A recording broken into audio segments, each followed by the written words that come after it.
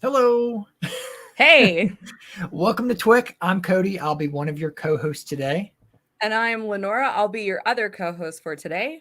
And sorry for all the technical difficulties in the last episode with my mic. I think we've got it straightened out. That's the joys of going live. We didn't get any hate mail or any people yelling at us, so that was a Well, I mean, good only two sign. people probably listen to it anyway. So No, we anyway, got way more downloads than we're hitting five. We've got over 5,000 downloads. By the way, I don't think I've told you that. hey, I'm that's telling you that cool. now.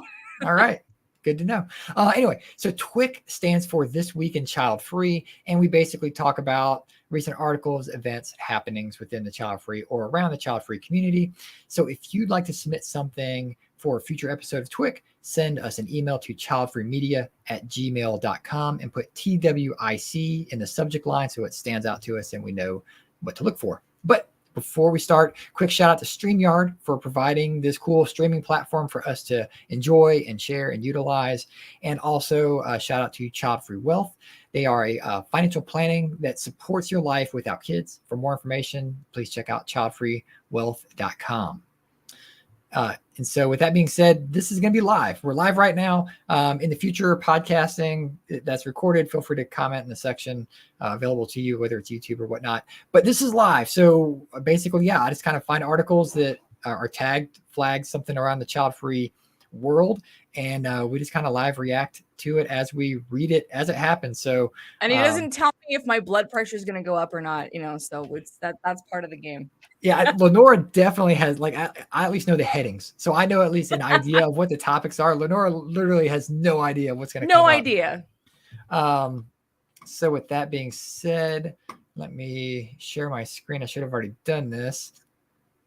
Oh, right. Okay. I know. Well, we're currently without a director who is having technical difficulties. And Rebecca, if you're listening, I got your message, but we'll bring you backstage when you can get on. I think it's this one. That's not it. I guess this is the point where I have to entertain the crowd while you're bringing up all this stuff. All right, here we go. Okay. Add to stream. There we are. All right, cool. So this is from the fintechtimes.com. So I guess that's the Financial Times, financialtechtimes.com. And this was actually sent to us by Dr. J at Childfree Wealth. He was interviewed by them for embracing fintech for good identity, because he's doing a lot for representing the child-free community.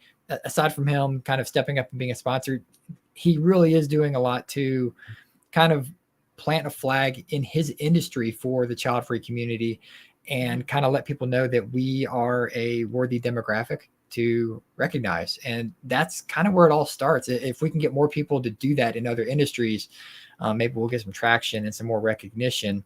We will get traction. We will. I mean, this is a thing, right? Like once companies realize that there's money from the child-free community as a valuable demographic, it'll happen. But anyway, so there's a couple of head points here. It says, how do you measure your impact? And so Dr. J says they focus on two things: helping child-free people to understand how their finances are different, and helping the financial community to understand how to work with child-free people. Like I just said, that's exactly it. Our focus right now is the conversation started and lives touched. What more can be done to make finance more ethical, transparent, and accessible? And he goes on to say, it's common to hear from child-free people who are mistreated by financial advisors. The comments range from judgments about their life choices, i.e., you'll change your mind, to be completely disregarded for being child-free, i.e., your financial plan isn't different. So basically looking at a child-free person and saying, well, we'll just plug you into our computer matrix and the numbers, and you're no different than someone that's going to have kids in the future. So here you go. So Dr. J is at least trying to let people know that there is a difference and to go on to it and tell them why. He says, I've even seen speakers at conferences publicly talking about, in quotations, how working with people without kids is the worst. Oh, geez. Wow. That's not good. I want to know more detail. Yeah. What, there's more to that, you know? Let's see if he says it here. It's not fair to judge a group for a different lifestyle DEI initiatives, diversity, equity, and inclusion initiatives need to embrace child-free people both as clients and as employees. Yeah, Dr. J, like in the comments or whatever, like let us know about what that person said. Why are we the worst?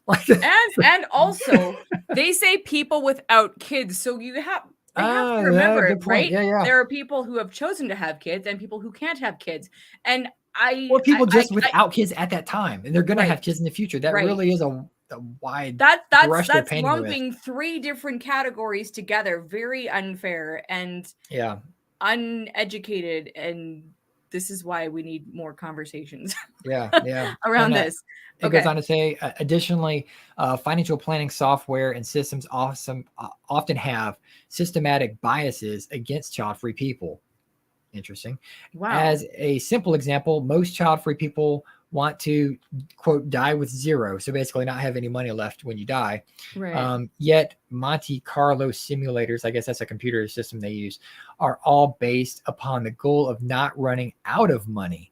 Right. So basically you want to leave something in your lineage to your kids. So yeah, that's definitely a conflict in the software. Child-free people also are less likely to be married, but many systems assume a couple is married for tax and planning purposes. Wow. So yeah, audience out there, what do you think about that? This is curious, like that we, okay, collect yourself, LeNora, and spit out what you're trying to say. It's amazing because this is new information to me. Not surprising that it's new information to me because people don't talk about that, but people don't think. They just assume, oh, you don't have kids, there's no issue. This is an issue. Yeah. If programs, if simulations, whatever, are designed to automatically make these assumptions, which that's what they do. I mean, it's harmful, actually. Well, it's certainly not helpful. Like if anything, even if it's not harmful, it's not helpful either. So to help people get the most out of their planning for their future and their finances. So financial planners, make note.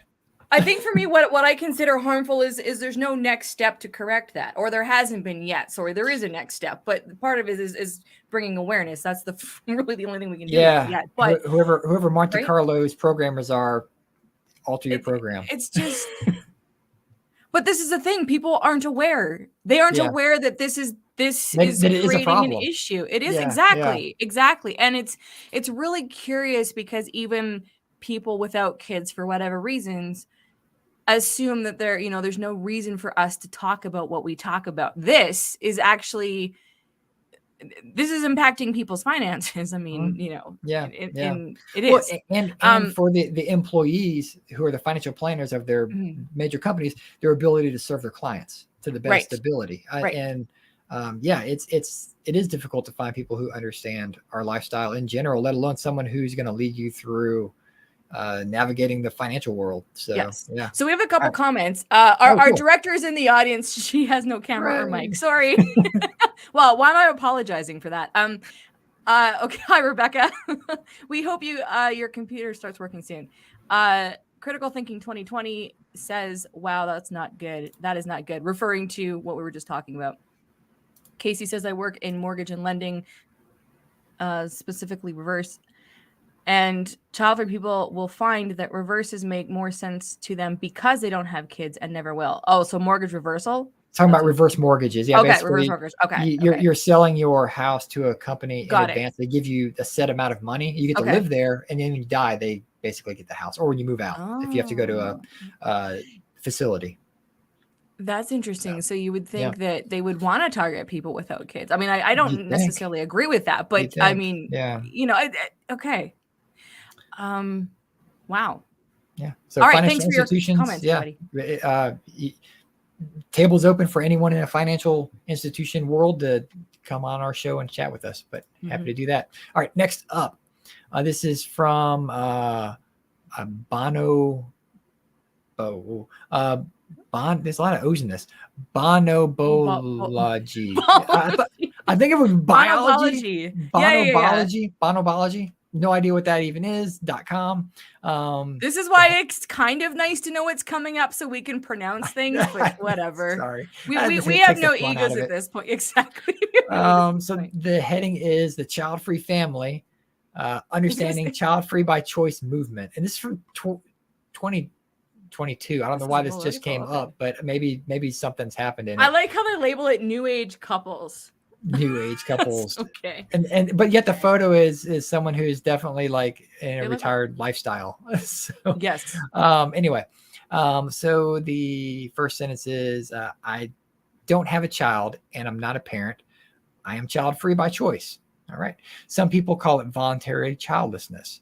Although many like me choose the word child free because childless brings in the notion of lessness or lack of something. It is only appropriate to attach our sentiment with the word free because it was the choice to be without a child. People like me prefer to live free of a child. Okay. That was a nice intro, I guess. So my family consists of my partner, my cats, my sister, my parents, my husband's parents, his siblings.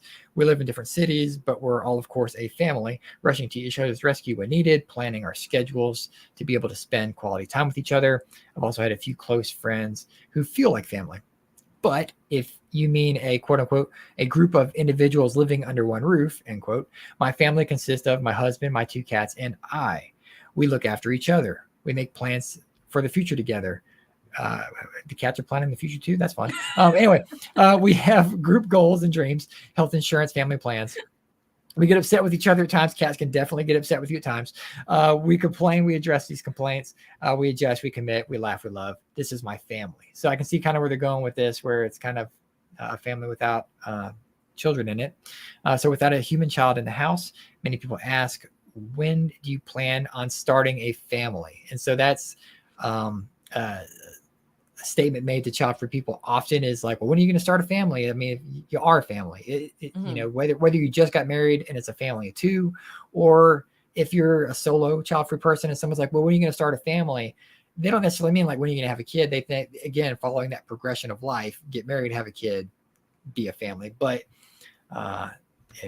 family is different to everybody. I mean, shout out to our panel from 2022, the virtual child-free convention. We did a defining family panel, which you can now check out on Childfree Media podcast and YouTube channel. But that was a good conversation that actually can continue, because along the lines of what the last article was about assumptions in software, there's, I mean, the assumptions of family, it's just, well, pronatalist pressure. Anyway. Yeah. So heading here is reasons to go child free. Why child free by choice? ?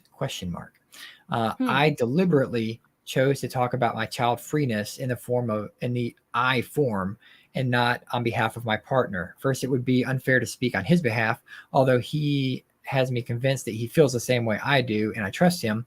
But second, and most importantly, men do not get asked this question as many times, or at least not in the same way as women do. I can attest to that. Rarely am I asked, and usually if I give an answer as a child-free man, male, whatever, they usually don't go past that question in my answer. Like they just move on to the next. How's the weather? What's work like, or something like that. When addressed to men, they go on to say it's a question loaded with curiosity and at times concern. They're concerned about me anyway. But when addressed to women, this question at its core taste of judgment and complete bafflement at her quote unquote audacity to think otherwise. LeNora, thoughts? I have none. That's fine. Well, actually, you know what? My thought would be surprising. If you can scroll back up for a second, please. Further, the title. Oh. Reason to go child free. The heading there. The heading. Sorry. Yeah. That. We haven't gotten to it yet, I guess. So no, it's just that it's there in the first place. I think I don't know. I guess I'm just interpreting it as here's the reasons why you should go child free, but this is why they've chosen to go child free. That's how it came across to me. Yeah. Because one thing, and this is maybe because we've been having these conversations for numerous years now. but there's always that the way the content can be presented is that we're trying to convince people to choose the right. So I think I'm becoming more aware and sensitive how things are labeled, and that's all I have to say about that. Yeah, It's nothing I haven't seen before, but I'm becoming more aware of how it looks, because the average person, like, I mightn't be able to understand it, but I'm starting to see how things are interpreted, because it helps me approach the conversation or the topic to people who don't necessarily agree with it, because of their assumptions of what it means to be a child-free person. Yeah. Well, so it's out in the wild, it's very much like an us versus them mentality. It doesn't matter if it's parents and child free or whatever. And so I think that, the way that it's usually sometimes phrased, as you're saying, it does seem like it's like, well, these are the reasons to be child free, but it might be their reasons. And it's totally fine. And it's but you're right. The phrasing does sound, it could be like, these are the reasons you should be child free. Yeah. It's interesting to navigate, because it's the same thing when people go, because I'm child free, I can do XYZ, which totally drives me nuts, because it's true. Like, the individual who's expressing that thought, the reason it's totally valid that they can do these things because they don't have kids, but it doesn't mean. But for every example you give, aside from having a child free podcast, every other example you give, what you're doing, anyone with a kid can still do what you're doing. The possibility exists. Yes. It's just because your particular circumstances, you would not be able to do it if you had a kid. That's fair, but it's just the way it's presented. I don't have a solution. Like, I'm just, I can see it's interesting. Well, I think it made us be more of a defense mechanism isn't the right word, but that's kind of the verbiage that it comes out as, where they have to defend themselves so quickly and so boldly to say, it's like, well, I couldn't, take a off the spur vacation this weekend if I had kids. It's like, well, parents could, but it's easier maybe for a child-free person. Actually, you know what? The real thing that makes it easy, money. Doesn't matter if you have that too. Yeah. If you got money, it's easy to do that. I mean, I would say sleeping in doesn't cost money, but it does. Like, if you sleep in and you're not working to make money, you're not exactly. So, I mean, it's all money. Well, it's exactly. All money, people. What does it really come down to? It's money. It has nothing to do with children or no children. It comes down to money. Okay. Yeah. Okay. So, each individual who is child-free by choice might have their own reasons to be child-free or prefer being without a child. The Child-Free by Choice movement, I don't like it being called a movement, because again, just like LeNora just said, we're not moving anybody to not have kids. But anyway, if anything, there was a movement to get recognition and acceptance that I would accept. But that's, again, me, whatever. The Child-Free by Choice movement is led by people who might find it futile to have children in a world that seems to be collapsing. Some might find it criminal to bring children into such a world for both environmental or political reasons, or either of them. That's tiptoeing a little bit around antinatalism, not child-free there, but I can see where they're going. Some people choose to not have children because they think they are not fit to have them. And by not fit, they could mean not feeling ready to, not finding their financial conditions suitable to supporting another human being. They could also mean that they do not find their physical or mental health conducive to having a child. So it's self-awareness. Let me scroll a little bit here. The next heading is answering the questions aimed at a child-free person. So imagine a scenario or conversation between a person who is child-free by choice and another person. Let's say that child-free person be me, and the other person, say, is person B. So person B. Oh, you want to do this? Which one do you want to be, LeNora? The person B or the child-free person? I'll be the child-free person. Okay. What are we doing? Yeah, no, you have to read it. Yeah, person B says, when do you plan to have a child? I don't plan to have a child. No? When? The clock is ticking. Time's running out. I don't want a child. But it will be too late when you want it later. Too late for what? I do not want a child. But you'll change your mind and then you'll regret it. Maybe I will. Maybe I won't. Maybe you will regret having a child. Maybe you won't. but I added the huh, but the Academy Award goes to LeNora. Yeah, so that's yay! I've always wanted one of those. All right, let's scroll a little bit here so we can get to some more articles. Is there another? Okay, so what about your maternal instinct? This person goes on to bring up the point of many people give the argument that the maternal instinct, in quotations, that every woman would have an innate biological desire in her to be a mother. In her book, Childfree by Choice, The Movement Redefining a Family and Creating a New Age of Independence by Dr. Amy Blackstone, points out how Sage Publishing's 3-volume encyclopedia on motherhood doesn't have a single entry on maternal instinct. She calls maternal instinct merely a figment of our cultural imaginations, a social construct. All right. It's interesting because there are a lot of people that definitely tap into their quote unquote maternal instinct. I mean, there's a level of nurturing that people feel. I've never enjoyed that term myself.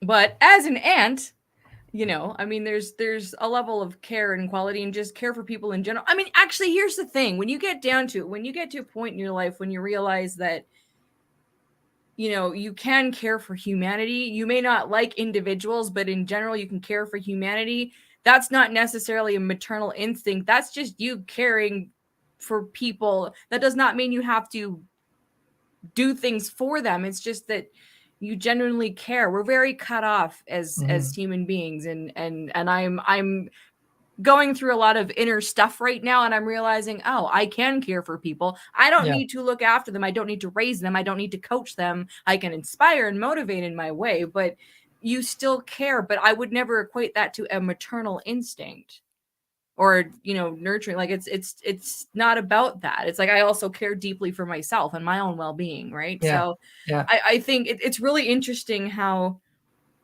people can genuinely care for humanity and do things in their lane to help humanity. But unless you have a child, unless you're a mother, because they don't talk about the father instinct, it's like, you know, unless you have a child, everything is secondary, which is incorrect, but that's the way, you know, that's pronatalism for you. Yeah, well, I mean, people who've studied the topic more than us would probably have something more profound to say. But to me, it's like if you're on a street corner waiting for a crossing sign and a child's going to run out in the street and get hit by a car, you're going to grab the child because you want no harm to happen to it. But you would also grab an elderly person that was going to walk in the road too. Like, is that a maternal instinct, or that's just a ability to have compassionate care for another person? Yeah. Anyway, all right. So this heading is, don't you want to take your family line forward? Other people talk about the importance of the succession of your family line, hairhood extension of your genes. Very crudely, I think of myself, what are you, Alexander the Great? But I do not say it. Instead, I like to point out such people in the case of Queen Elizabeth I. One of my personal heroes, by the way. Who remained child-free by choice. She could avoid having children at the time by making sure she did not marry. Okay, I am a little skeptical that she didn't not want to be married. She did rule without a partner. She had options. That one's kind of speculative. I mean, I've done so many reports on her like when I was younger, but because I always thought it was really cool. Side note, I actually did, I was part of a production in high school and I played her, which is hilarious because I'm not a white woman, but I played her anyway. You're just ahead of the curve. I'm half white. I'm half white, but it was kind of a funny casting, but I was so obsessed with her. And so, but I forget most of the stuff I researched on her. So I think there was a little bit of circumstantial stuff in there, but it's true. She did rule without, you know. I mean, this year's 2023 convention, we have the topic of building a child-free icon. We do. And so I expect you to bring your book report on Queen Elizabeth I to the table. You know, hang on. Let me write that down on my notes for things we got to prepare for convention stuff. Queen Elizabeth I. Okay. Actually, you know, yeah, I know where to reach out for. Shout out to Emma, Childfree Millennial Emma, who runs the Childfree History Museum. Oh, yeah. Online. That'll be my source. Because I know that I've seen that somewhere. So okay. Yeah. All right. Let's see there. Let's do this last one and we'll go forward. So the next heading is you will regret not having kids later. Again, a question we hear all the time. Mm-hmm. Another point I wish to address: regret is completely subjective, and God, the Almighty Himself, wouldn't dare attach certainty to a word like regret. It's better to say you might regret it later. My answer would be yes, I might, but just as much as you might regret having a child. Yes, many women admit it in private or anonymously, very few publicly, that they regret having a child. So, yeah. Yeah. Well, because it's not. How is it received? I mean, it's the same thing. Well, I mean, it depends. Taking the child aspect out of it. Anyone that regrets doing something, people like the feeling of shame and guilt and all that stuff. Nobody likes to be criticized for the choices that they've made, and so nobody likes to talk about the things that they were uncertain of, and even if they're at peace with their choice, whichever they chose, it doesn't even, again, it has nothing. It's not just about the kid thing. It's just in general, people don't like to say, I regret doing this. But on the complete, like the kind of what this person is talking about on the complete other side is a person may regret having kids and not being able to live their life. Like if the kids later in life, if this parent is on their deathbed and the kids aren't there and they're estranged from them and they have no relationship with their kids, they might regret having had the kids and not trying to live a life a little bit more fulfilled for themselves. So I want to say something on that point, actually, and I want to get your opinion on this. This is actually was said from a parent. I was listening to a business podcast today because I only listen to, well, not only listen to business podcasts, but I like business podcasts. So the host, who is a parent, and the person he was interviewing is also a parent, and he proposed the idea that one of a form of abuse towards a child is having parents that don't live up to their full potential, that don't chase their dreams. And I've never heard anyone say it like that. It's interesting. Yeah. This is somebody that's very, very, I mean, he's not a well-known person, but he's like he's like a billionaire type, like one of those people that you don't necessarily hear about publicly, but is very well for themselves, has kids, but really stresses the importance of people going after their dreams. And it doesn't matter if you have kids or not. And it was really interesting to hear a parent say to another parent, because both of these people are uber successful at like massive levels, and they chose to chase their dreams. And the whole point is to motivate people, like whatever your circumstances, do what you can to be the best version of yourself, chase your dreams. And and they were saying, because he was saying how he had a dad who never really got to the level he could have, and how it impacted him, and how he wants to be like, he thinks that everyone should have a chance to, I mean, there's a lot more to it, but I just thought it was really interesting to because we're presented as like, especially females are presented like you have to drop everything, raise children, nothing else matters, put yourself aside.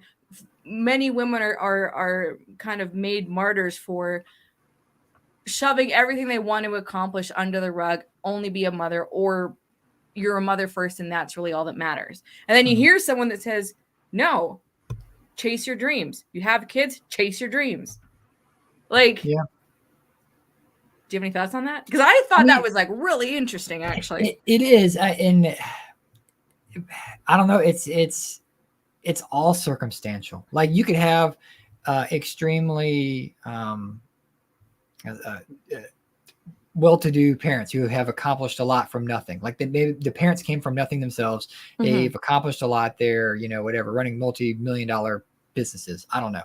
And the kid can still, quote unquote, be worthless and just not have any ambition and not want to do anything. And there's a lot of celebrity kids like that. I mean, there's no guarantee that the kid is going to aspire to be greater than the parent, but that's always the whatever. It's not so much that the kid would have to aspire to be that. It's like the kid should see their parents driving something. Yeah, like to give them a role model to do that. I can see that.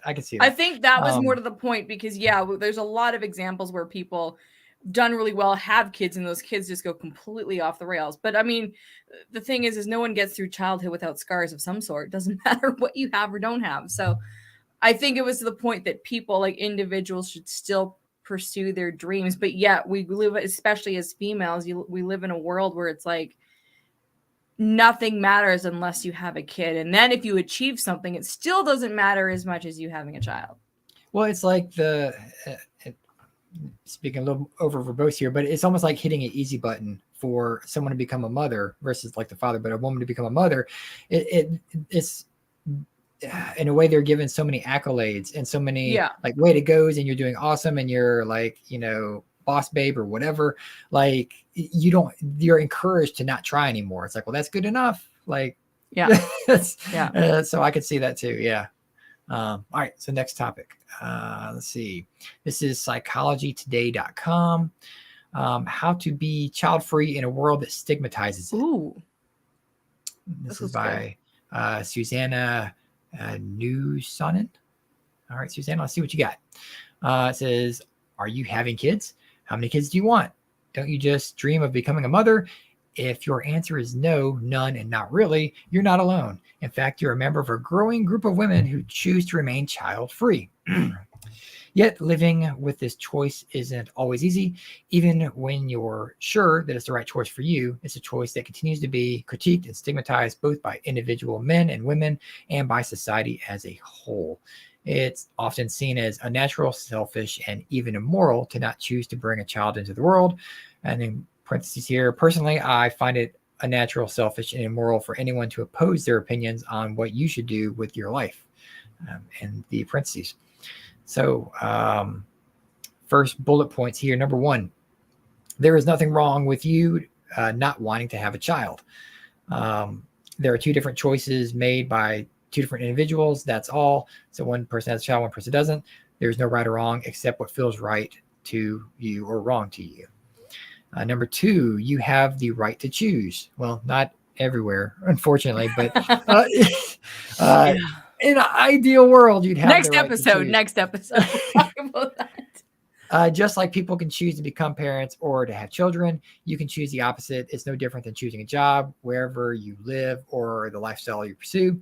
They are all choices that you get to make for yourself in your life. You're not alone in your choices. Number three, when you reach a certain age and watch friend after friend take parenting path, it gets lonely on the child-free road, but you're not alone. Estimated 21.6% of adults, or basically 1 in 5 people in the U.S., don't want children. There's no source there, but joining child-free communities can support you on this path and make you feel less lonely as you make new child-free friends. Number four, you don't owe a child to anyone. You don't owe a child to your parents or your partner. You don't owe no grandchildren to your parents. I got ahead of myself there.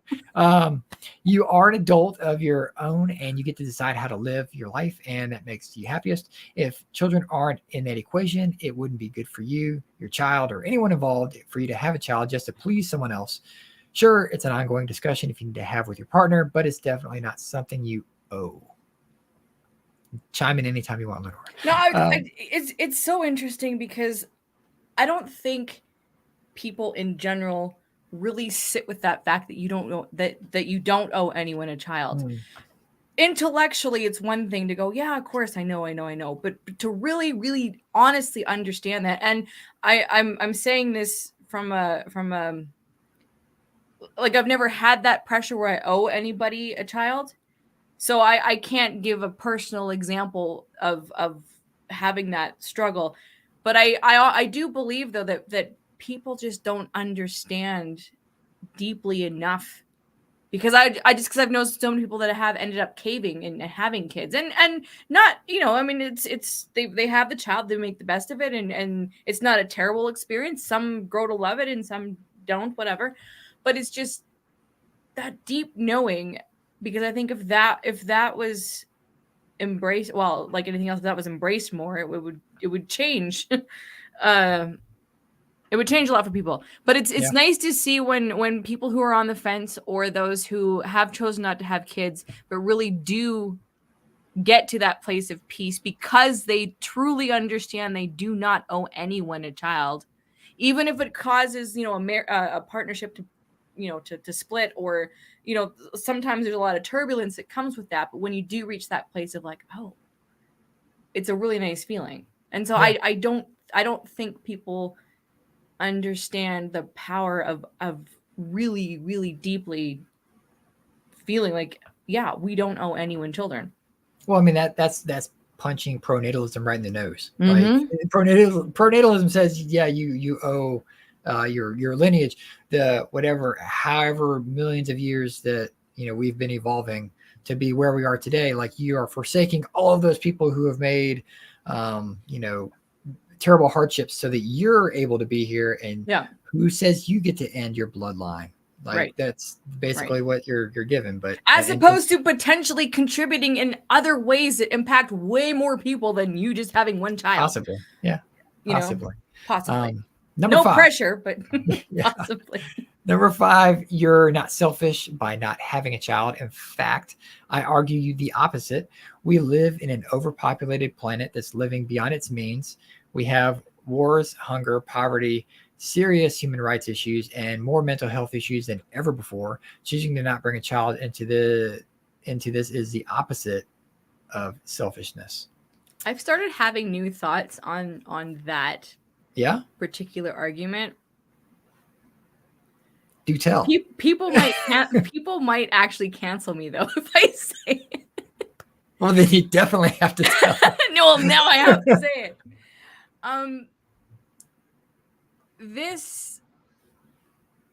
So I'm not an antinatalist. I was kind of on the fence about whether or not I was an antinatalist, not because I'm part of that community, although I do have an antinatalist award, thanks to, it was a donation from Arav in India, who actually won it, but sent it to me.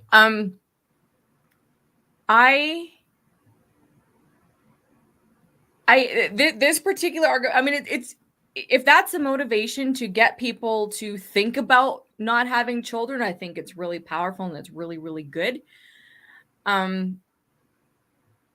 Because there's a part of me that as I understand like why we're here, what we're, those of us who are birthed are here, we have the opportunity to change things.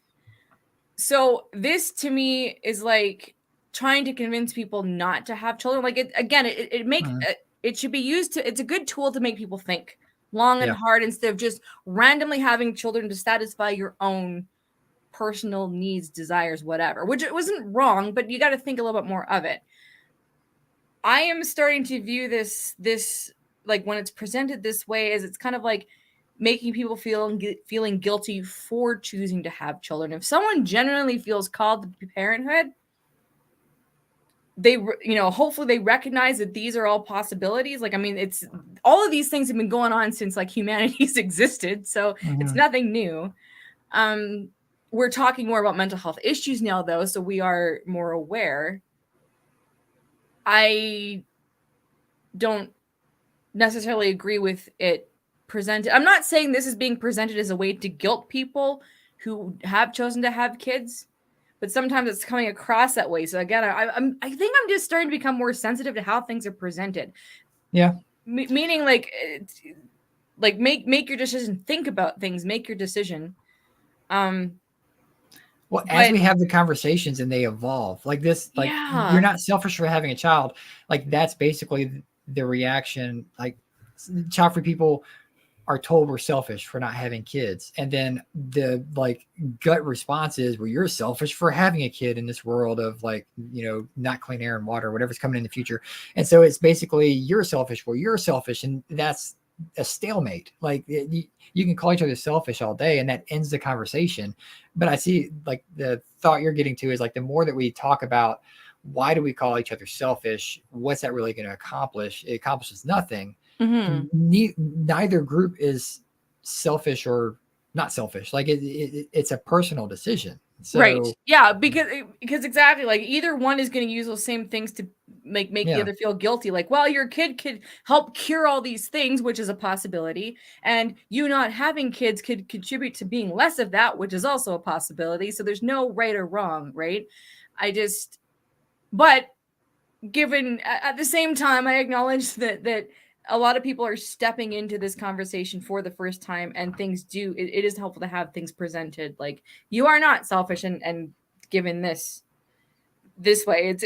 It's a, like, for me, and my battle internally is as a content creator and as someone that talks about this, I'm like, okay, so I've been in this conversation for a little bit now, so recognizing like my thoughts have evolved on how it's presented, and there's people that are still new and going, oh, thank goodness, yes, these are good tools to think about. Why should I have a kid? I don't, but I don't think it should necessarily stop people. But again, this is where I'm going, yeah, I'm not an antinatalist. Like, I'm very much, you choose and think about it. Like, think about what it is you're choosing and why, and Yeah. So we've got a quick comment here. So Critical Thinking 2020 says, it is selfish to bring a child into this world without a serious plan to raise them. And so again, that's kind of the back and forth that we're talking about. I get what that person is saying. I think this is why people get scared about even having the child-free conversation, because it can go so deep. It's so deep and layered, and no one and very few people are willing to have it, because it brings up a lot of feelings. It brings up a lot of thoughts and fears and everything like that. So, well, and what some people might say to turn that, if it was a debate and you're going to try to flip that on you, it's like, well, you're just being classist or you're being racist or whatever it is. Like, you're basically trying to keep down people who aren't as, equitable as you might seem, or mentally stable enough. Like, who's to say that person can't have a child? Like, they'll argue you however they want to argue you. So like, I wish we could, both sides could move away from the whole selfish topic altogether, because it really doesn't help either side. Like, I don't know. I feel like this is the point we should plug the new International Child Free Day website, because there are certain, we have questions, or we have frequently asked questions which talk about the terms, and one of those, I'm kind of going to bring eugenics in there, but like, we've been discussing like how to present or to answer some basic questions about what child free and all these different terms mean. And we almost should include self. I mean, I don't think we're going to, but we should almost include self. Is it selfish? I mean, that could be a whole thing. But I just wanted to plug that in there, because this conversation's going along that line of the different points of view and how currently divisive this conversation is. Well, that's a great point. Like, the eugenics term, it's being weaponized against the child-free community. They're saying basically, we're encouraging eugenics. We're encouraging people to not have kids, to stop certain peoples from procreating and continuing bloodlines or whatever, which is the complete opposite of what child-free is. 1,000% individual decision. Like, again, a child-free person technically, at least in my thought, shouldn't care if someone has a child or not. That's where you start to go into the whole antinatalist side of things. Is I don't care if someone has a kid. I would say I'm 1,000% child free. If someone has a kid, that's up to them. If they're a good parent or not, I mean, I've got no say on that. They could be an awful parent. They could be a great parent. But the selfish argument has now been elevated to where people are trying to say that we're encouraging eugenics, which is laughable, because we're not. But that's the next step of the selfish argument, at least that I see. And to me, it's always presented as you're a bad person, you're selfish, and with the attempts to change that person's mind to have a child, which essentially that's going to totally work.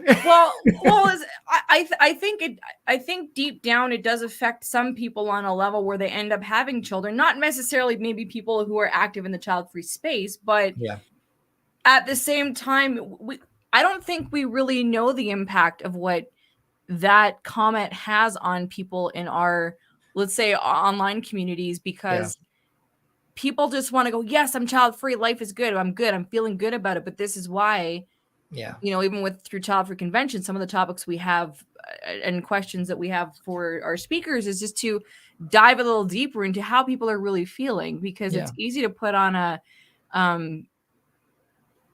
you know, like for the most part, you can be very confident in your choice, but that doesn't mean there aren't underlying feelings of like, well, am I selfish or whatever? Like it's good to explore and that's the key. clear that, right? Yeah, that's the key. Like it's a very heavy statement to put on somebody in the initial stages of discovering their child-free journey, or even if they're a fence sitter. If they're a fence sitter, they haven't decided one way or another. It's very heavy to say, oh, you're just being selfish.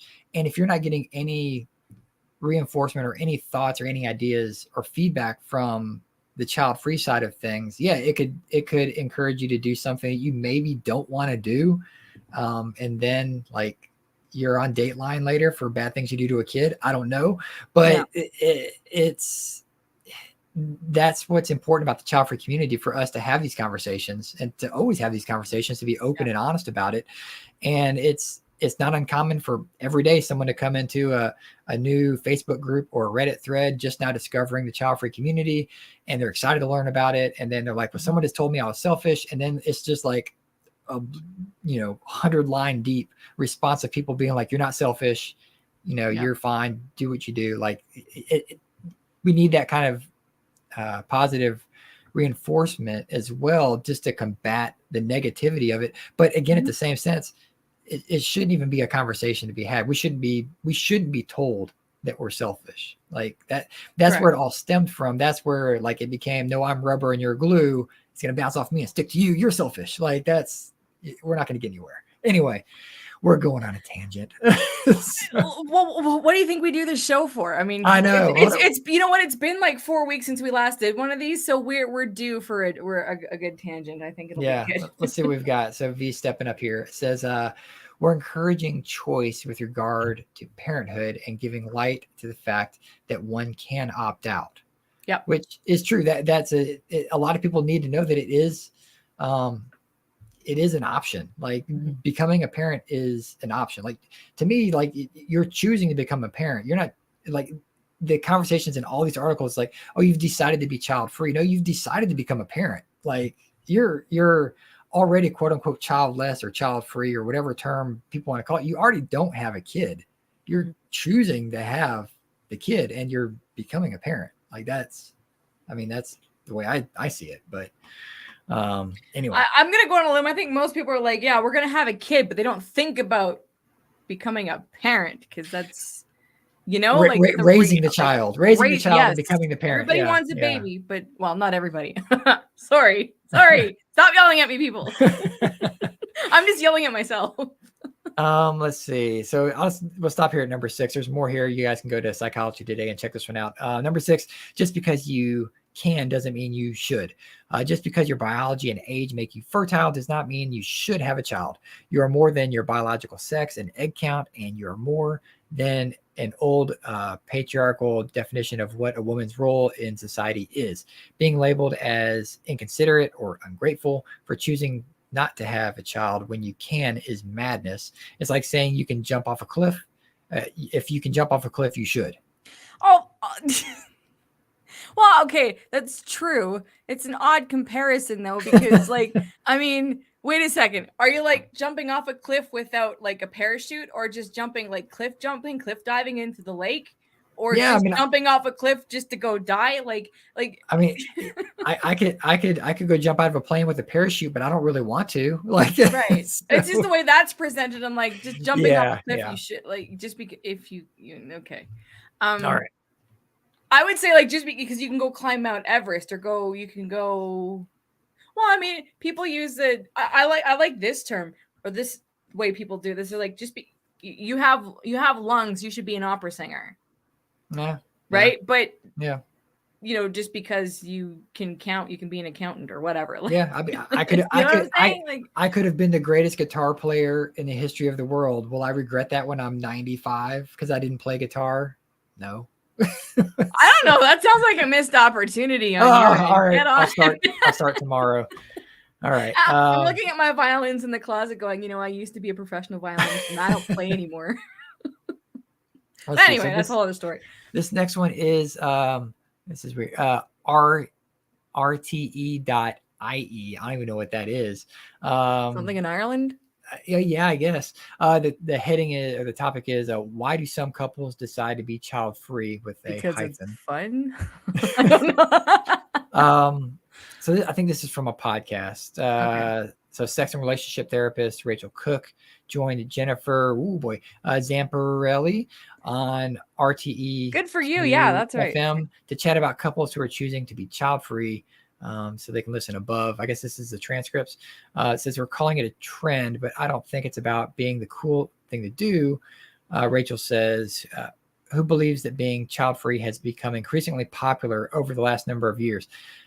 I don't like that wording altogether. I don't think it's becoming increasingly popular. I think people are more able to find like-minded individuals than they were back then. It's becoming more popular to talk about it. Yeah, it's becoming out of the shadows. Like it's.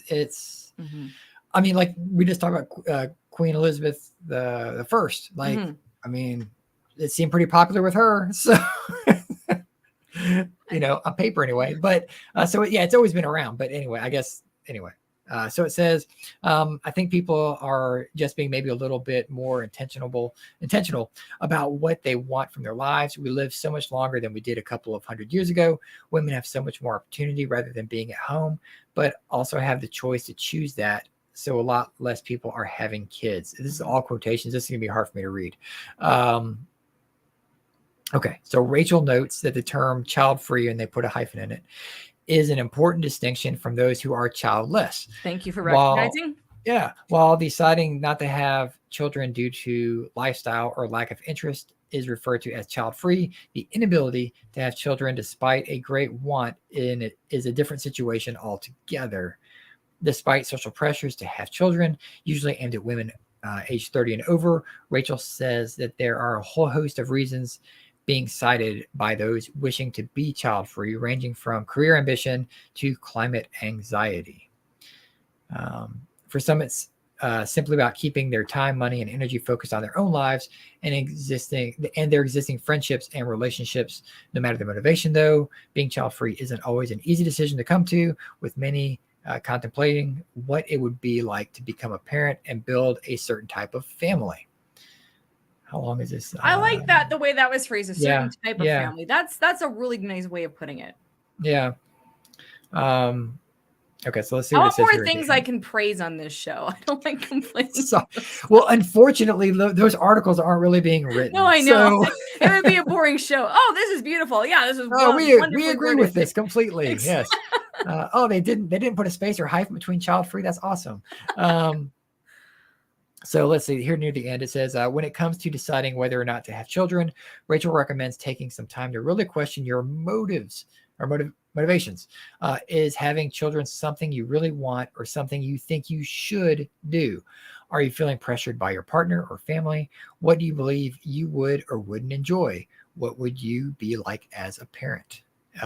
If you or your partner are feeling it tricky to tackle these questions, Rachel says that a therapist or life coach specializing in the subject may be helpful in getting to the bottom of things. Okay. I mean, that's a really nice, encouraging article just to think about stuff. So, okay. So people go to rte.ie and find the podcast and listen to it. I don't know how long it is. 20 minutes, 20-minute pod, easy listen. Go for it. And it's sex therapy, child free by choice. Jennifer Zamparelli, Zamparelli. Go for it. Mm-hmm. All right. Psychology Today again. The heading topic is, where do the child free and other childless find each other? 5 savvy strategies to meet people without kids. Ooh, right. Okay. Let's see what these 5 strategies are. I'm just going to go to the 5 strategies. Are we mentioned in here? Child free convention or anything like that? How old is this? No. We should be. We should be. We aren't. Okay. So number 1, go urban. People without kids often choose to live in city centers. Services and cultural activities are concentrated downtown, and living in close proximity can create more frequent encounters. Go to free author events at your local bookstore. Linger in front of art that catches your eye and share your thoughts when someone else does the same. I don't know if that's a good idea or not, but and it says get coffee at the same place every day. Okay. I Okay. don't know if that's so much urban as it is lingering and yeah, I know I'm going to have loitering. very different answers. I'm going to have very different answers to all of those. All right. Okay. Number 2, take classes. People without kids tend to pursue higher education at a rate than parents. No site given there, so I don't know if that's true. I got a MFA in creative writing a few years ago, and more than half of my fellow students didn't have children. Well, if they're students and they're younger, odds are they probably didn't have children. I was going to say, when I went to college, I think maybe unfair. 2 people had kids. Yeah, 3. that's. I mean, again, as I like to say, turning the mirror to us. That's you're tipping the scales to make it seem that way. So we've got to call it out when we kind of see it. But I see what they're trying to say. Community classes are another option. While many parents are great at preparing quick, nutritious meals, most adults at a recent nutrition cooking class sponsored by the local naturopathic, thank you, college, had no kids. Try yoga or community gardening. Let's see. Get intentional. Every year I post a flip chart showing what I want to achieve by the end of the year. Back when I lived in a rural area, one bullet point said, make 3 or 4 new friends who don't have kids. Seeing this goal on my wall every day was just a kick in the pants. I needed to get a little more curious about finding others like me. I thought of acquaintances who didn't talk about their kids and listened to them as prospects. Eureka, I soon learned 2 people I met recently were child-free. They also had a dog that quickly became my own dog's canine sister. Number 4. God, my suggestions are so much different than this, but okay. Just like LeNora does, hang around in dog parks. She's pet free, by the way, if you don't know. So it says, I now live without a dog in a high rise in the inner city. My building has lots of singles and couples of all ages, many of whom have dogs. They walk multiple times a day. I love riding the elevator with canines and their people. I see new residents walking their dogs with people who I know don't have kids. I see friendships blooming every day in my neighborhood dog park. You don't need to bring a dog along. Well, you should. That's creepy. Don't go to a dog park if you don't have a dog. That's I'm going to cancel my plans for tomorrow then. Jeez. Well, I will say, my wife and I, we do enjoy going to the dog park outside of the fence and eating lunch and just watching the dogs play, but don't literally go in the fence if you don't have a dog. That's weird. So it's like probably going weird to a splash park when you don't have kids. It's probably equally as weird to eat your lunch watching dogs in a dog park too. I was just gonna say, but I didn't want to pass judgment. But I'm it's fine. Use online dating sites. I mean, duh, shouldn't that be number 1? Anyway, since about 1 in 5 adults will never have kids, we're different than mainstream daters. Novelty is interesting. Frame yourself as a prime catch because you are. Our attention isn't distracted by our kids' needs. We don't get diverted by their emergencies. We can enjoy other person's kids on our own terms. We define our roles and develop our boundaries. There's even a dating site for people without kids. I stumbled upon this site just as I quit online dating. So I can't weigh in on how well it works. Wait, what? Then why are you mentioning it? And she doesn't mention it. So maybe it's the link. I don't know what that. No, it's not even there. Okay. Whatever. All right, next. Okay, that's it. You can do something completely different. Start a child-free convention. Start a child-free Facebook group. Start talking online about being child-free. Become an advocate. And you know what? I've had more honest to goodness, really good, deep friendships develop over the last 5 years because I started talking online about not having kids. I now know a ton of people. But not just that. I actually have people I've met in real life and enjoy hanging out with. And there's one, hi Emma, in my city, but I've met people in different parts of the North America. But you put yourself out there in a big way, you will meet thousands of child-free people. Cody and I knew many of them. So I've got shameless plugs to put here. You can go to childfreefamily.com. It's literally a website that I created so child-free people could find each other. Mm-hmm. There's a map. Once you create a profile, it's the most basic social media site ever. There's no algorithm. There's no bot. It's not tracking you. I don't care where you go during the day. It's web-based anyway. Sorry, it's a little bit slow. It's not like a super fast app, but you go on there, there's hundreds of people that are child-free all over the world. It's global. That's one option I would say. The second option is you may not feel comfortable maybe in your own city doing this, but if you go on vacation, if you wear child-free merch, I mean, who cares who you offend in that city if they're offended by it? But I guarantee you somebody's gonna be like, hey, I'm child-free. You'll probably meet somebody in another city just by wearing child-free merch. So also available with Buy Childfree. Buy Childfree at childfreefamily.com. Before I started this is at the beginning of my blogging journey 5 years ago. How I started meeting people in real life is because everyone would ask me, do you have kids? And I would say specifically, no, I have chosen not to have kids. I would just, people listen. This happens like when I'd be, traveling or whatever. And I had conversations in hot springs, and because people would overhear people, because I eavesdrop on everybody's conversation and vice versa. Right. So I would actually say, no, I've chosen not to have kids. It's amazing how many people would come out of the woodwork because I heard you say something. So in all honesty, I mean, the reason why I know so many child-free people, because I became a lifestyle advocate, so that's kind of unavoidable at this point. But it started with realizing, I felt comfortable saying, no, I have chosen not to have children.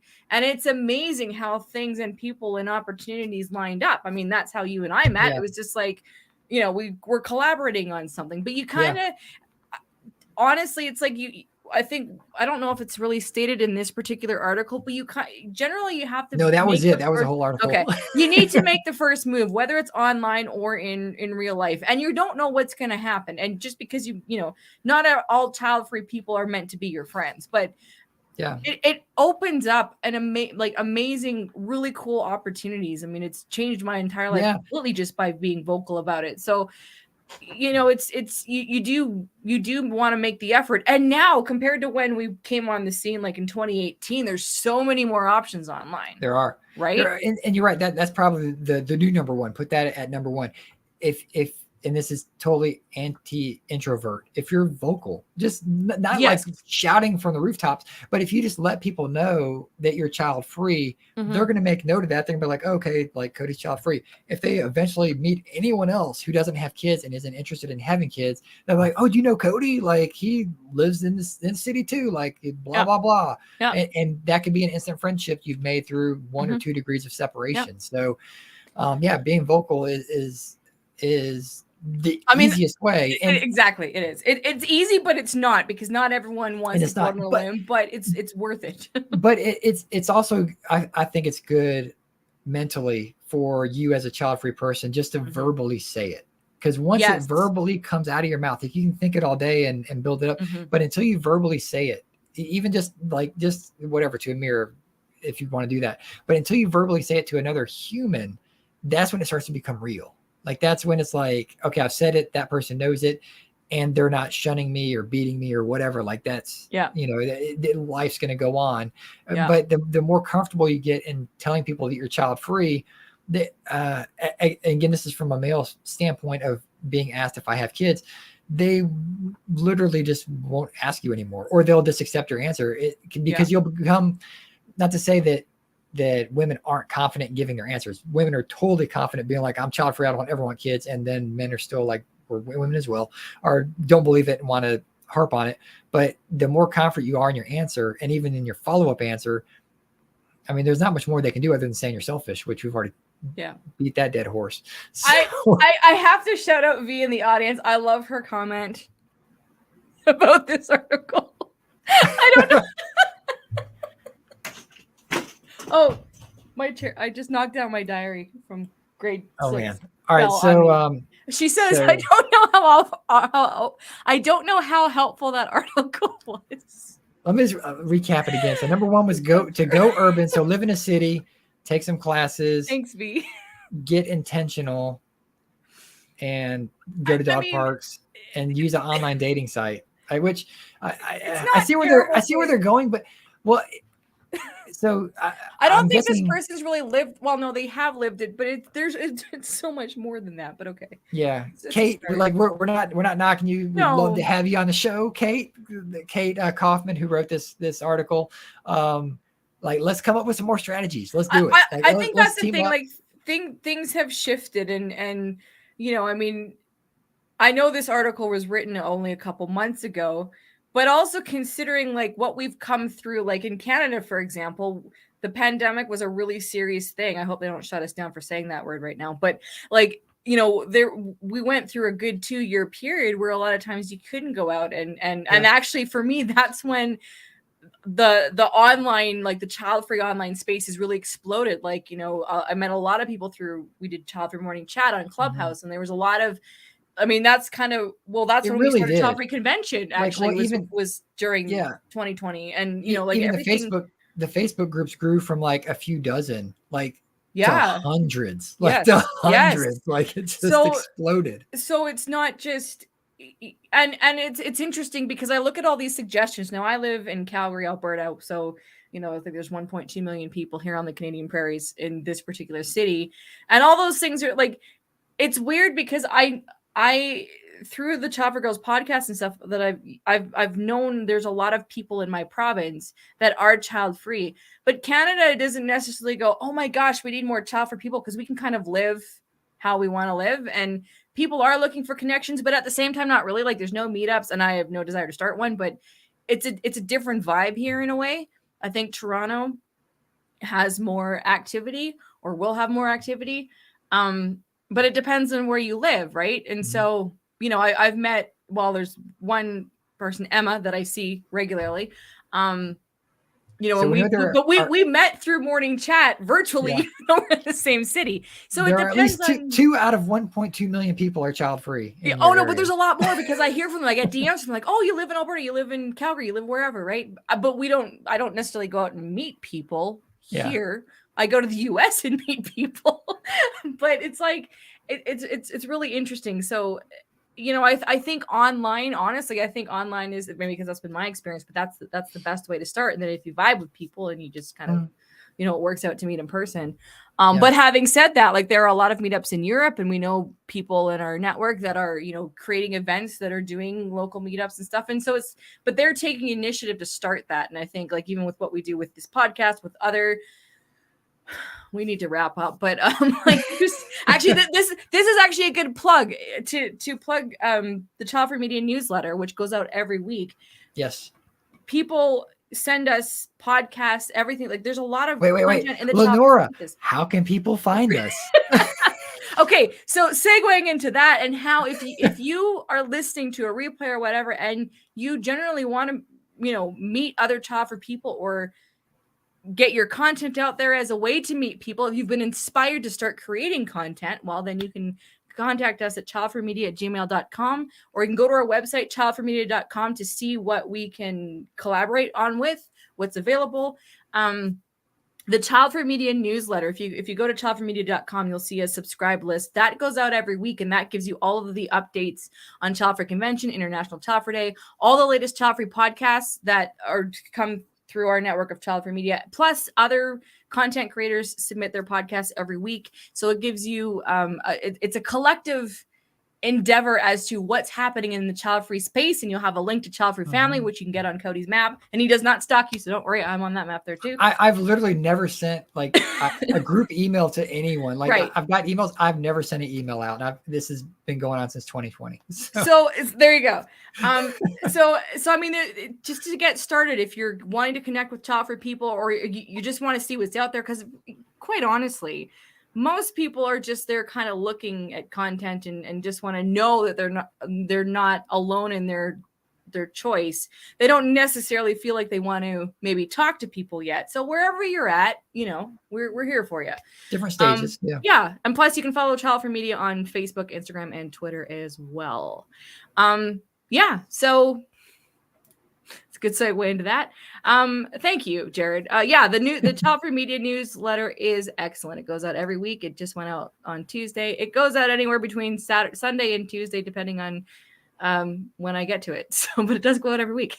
And if you are a Childfree content creator and you want us to promote you and plug you, which is free, by the way, a newsletter is free. Yep. Promoting you is free. Just let us know. Send us an email, childfreemedia@gmail.com, and let us know the details of when you drop podcast, blogs, whatever it is, and we'll get it out there.